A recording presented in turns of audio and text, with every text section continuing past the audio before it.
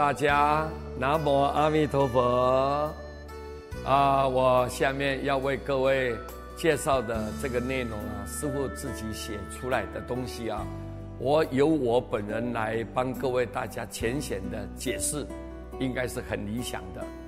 第一句话就造业遍布患不行我们呢，每一个众生活在这个娑婆世界那个无量的罪业就像遍布在虚空中一样，那么大，那么深，那么广，所以我们造业是无量无边的。但是众生在这样的情况下患不行你叫他说回头回头回头，赶快弃恶向善，很难。众生有时候痴迷他就一直沉醉下去，所以如痴如狂必沉沦像这种好像呆呆的，好像发狂一样的，他一直在堕落下去，他一定沉沦了。他想要跳脱，非常的困难，非常的困难。所以佛就看到这些众生这么一种处境，这么一个状况，佛很不忍心，很不忍心。他说：法界之中谁能救？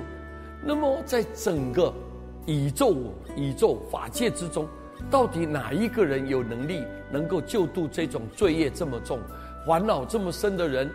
哪一个有能力救他呢？哪一个有这个条件能够让他起死回生呢？谁才能救他呢？所以就师父写道：唯有弥陀悲愿中。这章当中，我们观过去三世一切诸佛，发现到只有阿弥陀佛的慈悲跟他的愿力是最深重的。因为阿弥陀佛无人不救，无人不度。你罪再重你的业障再深你的心污染有多么厉害，但是阿弥陀佛不嫌弃你，不嫌弃，对任何众生不分别，所以他的慈悲跟他的愿力最深重，是我们众生唯一的依靠。只要你一念佛，他必定救度我们，就不会再沉沦了，不会再受苦了。所以希望各位你们要抓住一辈子只有一次的机会一辈子只有一次的因缘，你一定要好好的念佛，以后大家都到光明的宝地我们好好的去那边过着一种自在很幸福的生活。师父在这个地方祝福大家，记住我们一定要同生西方，同成佛道，好好的念佛。感谢大家，南无阿弥陀佛。